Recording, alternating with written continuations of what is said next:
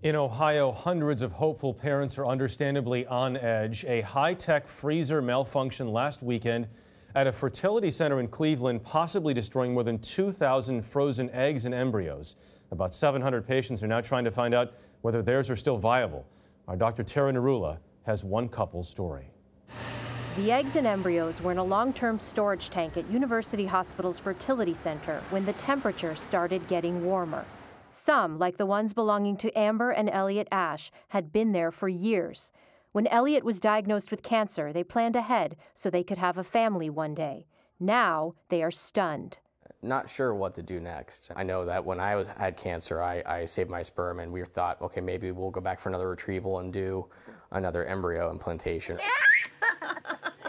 The couple went through the IVF process, and after the birth of their son Ethan, they were hoping to use their remaining embryos to give him a sibling.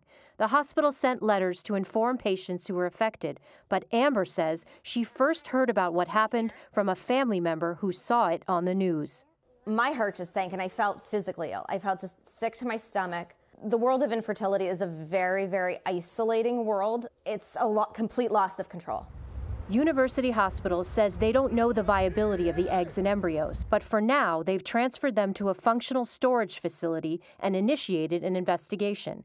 They released a statement on their Facebook page. We are so very sorry this happened, and we want to do all that we can to support our patients and families through this very difficult time.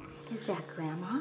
But for some, that's not enough. For some people, this was their last hope. I mean, they physically, financially, mentally can't put themselves through that again. I've gone through just feeling a sense of loss, grief. I think right now I'm just angry, to be very honest. For me, it's anger.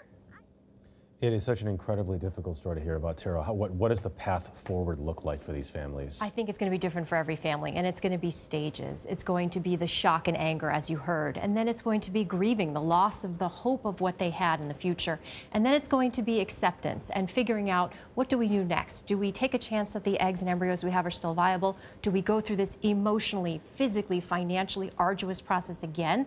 And for some families, they may not have that choice if they're older now, if they've gone through chemo or radiation, if the woman doesn't have ovaries. So difficult, heartbreaking, and difficult choices to come. Not something that's easy to accept. All right, Tara, thank you.